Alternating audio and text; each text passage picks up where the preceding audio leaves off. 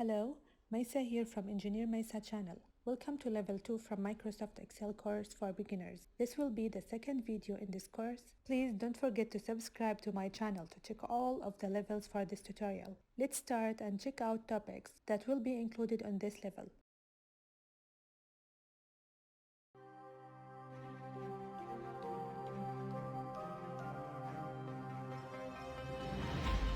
So now, I'll add a column with some data for class cost. And I want this data to be in dollars. So, after entering data, I need to select this area and notice right here we have a dollar symbol. And if I click it, it automatically puts into a dollars format. Now, I can pick different currency. So, let's see how does this look if I was printing it. Go to my file and click to print. It gives me a preview here, what it would look like when I print it.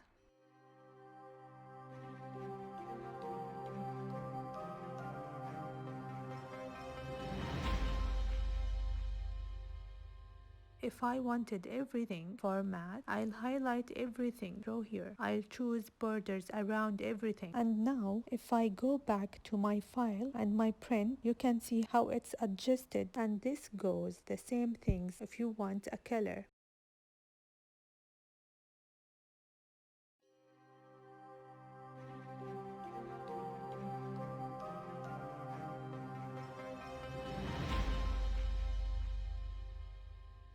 So let's start with what makes Excel powerful, and that's formulas. So formulas are equation. If you want to solve something really quickly in Excel, you always need to start formulas with equal sign. Just put the equal sign in the area and then write the formula after that. So if I go to a random cell and hit equal 2 times 2 and then enter, I'll get 4. So I could use Excel like a calculator. You may see 4 here, but that's actually not what's in the cell. Now, look at the 4 in the cell and look up top here. You can see what actually is in the cell. There's a formula here. Let's apply a formula now to our data here. So let's say I want to know every student's percentage. So I want to add a column with students' marks and full marks, and then let's apply a formulas here. Let's say I want to know every student percentage, and I want to put this percentage column right after the full mark here. Right click and hit insert. So now I have an empty column and I'm going to enter the formula here. The first thing, you always start with equal sign, and now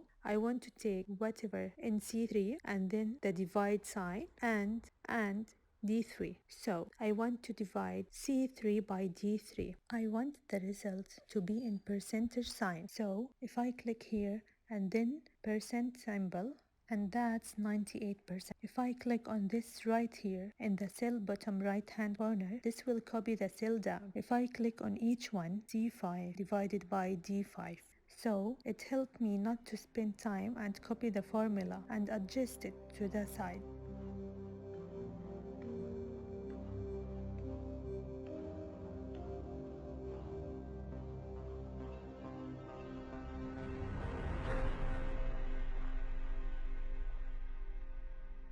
Let's look under View tab here and then Freeze Pane. So let's say I want to be able to look at the student name and make sure that I'm looking at the right spot. Click on Freeze Pane here. As you can see, I can freeze top row, freeze first column. So I want to freeze this column here.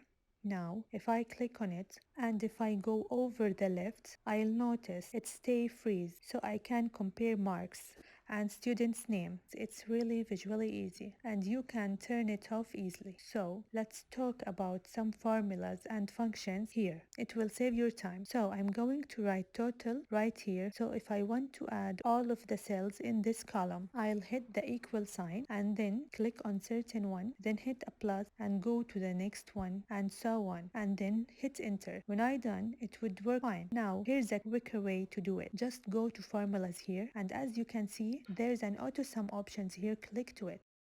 I'm just going to highlight the exact range. So it says equal sum everything between C3 and C11. Then enter.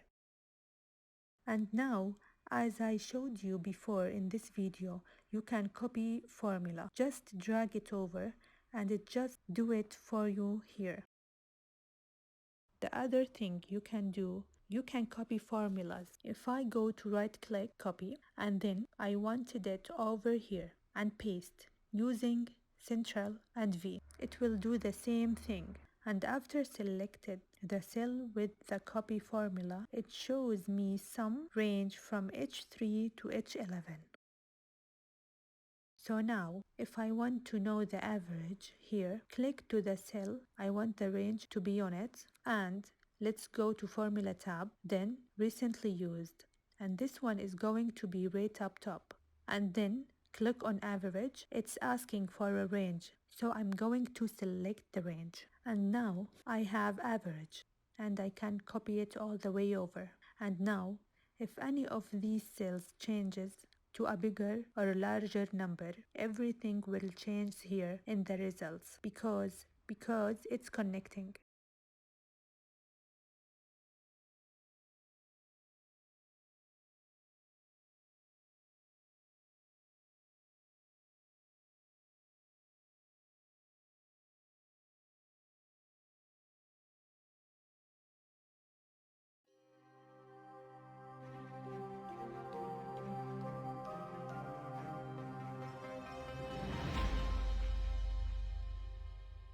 So now if I want to put a chart in, that will be under the Insert tab. So I'm going to show you a simple way for this beginner's tutorial. And I want to chart the top students and the marks. So I'm going to highlight the first column, top student, and then I'm going to hold down Control to select different area. And that's what I want to chart here. So now I'm going to click here on other chart and it will give you some examples. For this example, I'm going to click on normal chart and go to column chart and click to one of these examples. So, as you can see, it took the information that I selected and put it into a graph. And if I want to see how it looked like when I print it, I have the chart selected.